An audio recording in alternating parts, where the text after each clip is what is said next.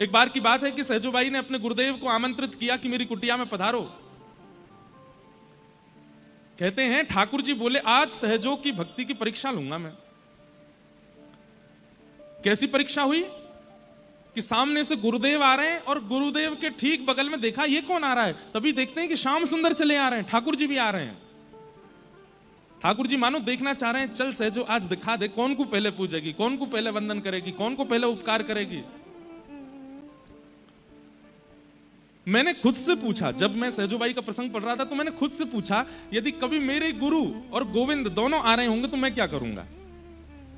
आप भी पूछो, अगर आपके घर आपके गुरु भी आ रहे हैं और साथ में श्री राधारमण जी भी आ रहे हैं तो आप क्या करोगे। तो मैंने मुझसे जब खुद से पूछा कि मेरे घर अगर ऐसा होता तो मैं क्या करता, तो मेरे मन में उत्तर आया मैं गुरुदेव को भी अपने बगल में खड़ा करके ठाकुर जी का स्वागत करता।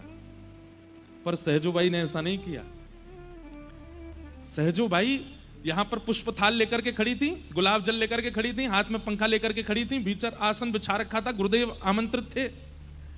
जैसे ही देखा कि साथ में गोविंद भी आ रहे हैं तो सहजोबाई तुरंत थाल रख करके दौड़ के गई और थोड़ी दूर थे गुरुदेव तो उनके बगल में खड़े ठाकुर जी का हाथ पकड़ा, खींच करके लाई और ला करके बोली जल्दी खड़े हो, चलो थाल पकड़ो, ठाकुर जी गुरुदेव आ रहे हैं, पूजा करनी है उनकी। ठाकुर जी बोले सहजो भगवान हूं मैं, ये तन मैंने दिया, जिस तन का तू तू तू भाव रखती है ये तन मैंने दिया तुझको, ये आत्मा मैंने दी, ये बुद्धि मैंने दी, ये नेत्र मैंने दिए। सहजो कहती है तन आपने दिया, बुद्धि आपने दी, नेत्र आपने दिए, पर इनका सदुपयोग उन्होंने दिया है, इनका सदुपयोग तो उन्होंने दिया।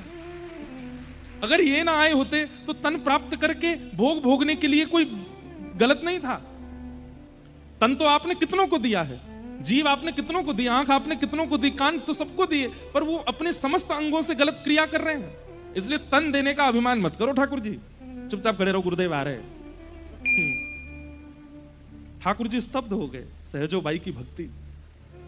ठाकुर जी बोले अंत तो गत्वा मेरे लिए ही तड़पेगी, मेरी प्राप्ति के लिए ही तड़पेगी।